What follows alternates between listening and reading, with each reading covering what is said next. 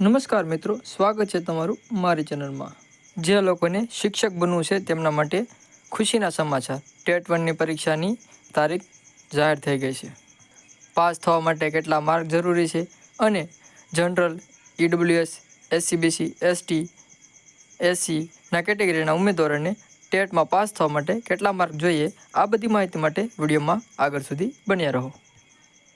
આપણે ટેટ 1 પરીક્ષાની વિગતો જોઈએ તો જેની અંદર પરીક્ષા ગુજરાત રાજ્ય પરીક્ષા બોર્ડ એટલે કે એસઈબીસી દ્વારા લેવામાં આવે છે। આ પરીક્ષા ધોરણ 1 થી 5માં પ્રાથમિક શિક્ષક અથવા વિદ્યા સહાય તરીકે નિમણૂક મેળવવા માટે ફરજિયાત છે।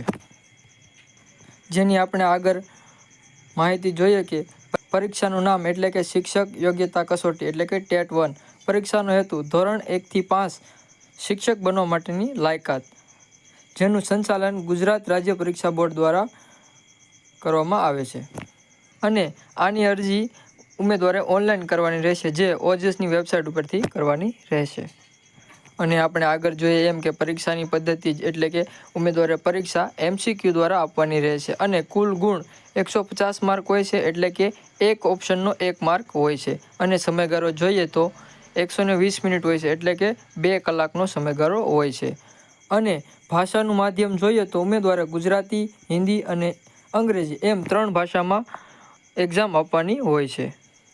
ટેટ 1ની એક્ઝામ આપવા માટે ઉમેદવારની શૈક્ષણિક લાયકાત જોઈએ તો જેની અંદર સિનિયર સેકન્ડરી અથવા તેના સમક્ષ ઓછામાં ઓછા 50 ગુણ સાથે 2 વર્ષનો ડિપ્લોમા ઇન એલિમેન્ટરી એજ્યુકેશન એટલે કે બીએડ, પીટીસી કરેલું હોવું જોઈએ અને સિનિયર સેકન્ડરી અથવા તેના સમક્ષ ઓછામાં ઓછા 45 ગુણ સાથે 2 વર્ષનો બીએડ અથવા એનસીટીઈનો 2002ના નિયમ મુજબ કોર્સ કરેલો હોવો જોઈએ અને સિનિયર સેકન્ડરી અથવા તેના સમક્ષ ઓછામાં ઓછા 50 ગુણ સાથે 4 વર્ષનો બેચલર ઓફ એલિમેન્ટરી એજ્યુકેશનનો કોર્સ કરેલો હોવો જોઈએ, એટલે કે બીએડ અથવા સ્નાતક એટલે કે ગ્રેજ્યુએશન અને પ્લસ 2 વર્ષનો બીએડનો સ્નાતક ઓછામાં ઓછા 50 ગુણ સાથે અને બેચલર ઓફ એજ્યુકેશન એટલે કે બીએડ કરેલું હોવું જોઈએ। નોંધ: બીએડના ઉમેદવારે નિમણૂક પછી 6 મહિનાનો વિશેષ બ્રિજ કોર્સ પૂર્ણ કરવો ફરજિયાત હોય છે। આપણે આગળ જોઈએ કે પરીક્ષાનું માળખું કેવું હોય તો જેની અંદર ટેટ 1ની પરીક્ષામાં 150 માર્ક હોય છે અને 150 પ્રશ્નો હોય છે, જેના 5 વિભાગોમાં વિભાજન થયેલું હોય છે।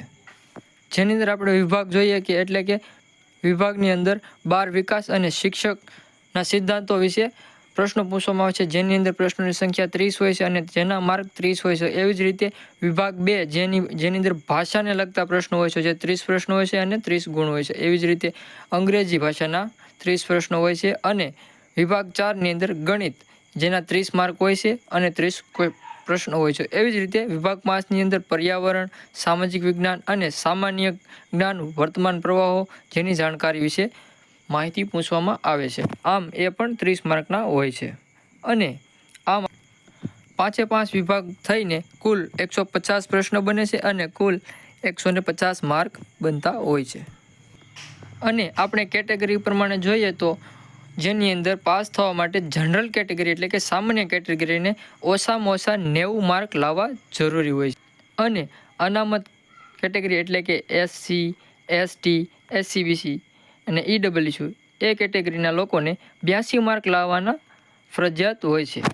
આ માર્ક પાસ થવા માટે જરૂરી હોય છે અને ઉમેદવારોને અગત્યની નોટિસ જણાવવાની એટલે કે અગત્યની તારીખો, જેની અંદર ઓનલાઈન અરજી કરવાની તારીખ જે 29/10/2025 છે, ઓનલાઈન અરજી કરવાની તારીખ છે અને ઓનલાઈન અરજી કરવાની છેલ્લી તારીખ જે 12/11/2025 છે અને ઓનલાઈન ફી ભરવાની છેલ્લી તારીખ જે 14/11/2025 છે અને સંભવિત પરીક્ષાની તારીખ જે 14/12/2025ના રોજ પરીક્ષા લેવાય તેવી શક્યતા છે। અને ઉમેદવારે વધુ વિગતવાર માહિતી મેળવવા માટે ગુજરાત રાજ્ય પરીક્ષા બોર્ડની વેબસાઇટ ઉપર નિયમિતપણે જોતા રહેવું, જેથી કરીને બધી માહિતીઓ મળતી રહે।